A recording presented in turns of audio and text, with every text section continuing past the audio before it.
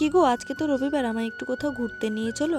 বলার সাথে সাথেই কিন্তু বরমশাই আমাকে মোজা পরিয়ে দিয়ে বললো, চলো দেখি তোমাকে নিয়ে কোথায় ঘুরতে যাওয়া যায়। গাড়ি নিয়ে রাস্তায় তো আগে বেরোয়, তারপর যেদিকে দু চোখ যাবে সেদিকে দুজন মিলে ঘুরতে চলে যাবো। যাওয়ার সাথে সাথে এনাদের সাথে দেখা হয়ে গেছিলো, তাই একটু ভিডিও ক্লিপ নিলাম। তারপর দেখো আমার বর একটা রাস্তা ভুল করেছে, সঙ্গে সঙ্গে কিন্তু গাড়ি ঘোরানো হলো।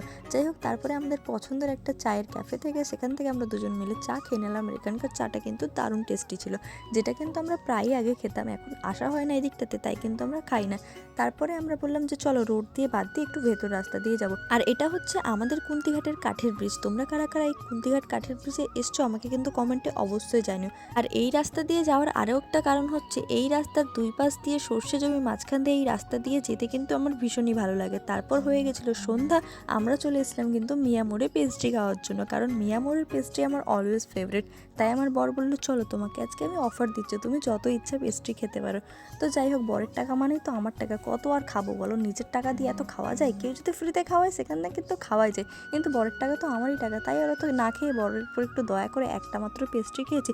আর নিয়েছিলাম দুটো মিনি বার্গার, যেটা কিন্তু আমি একটা খাচ্ছি আর আমার বরকে একটা দিয়েছি। মিনি বার্গারটা আজকে অতটাও খুব একটা ভালো ছিল না, আমার কিন্তু পেস্ট্রিটাই ভালো লেগেছে। তোমাদের আজকে ভিডিওটা কেমন লাগলো কমেন্টে জানিও। টাটা।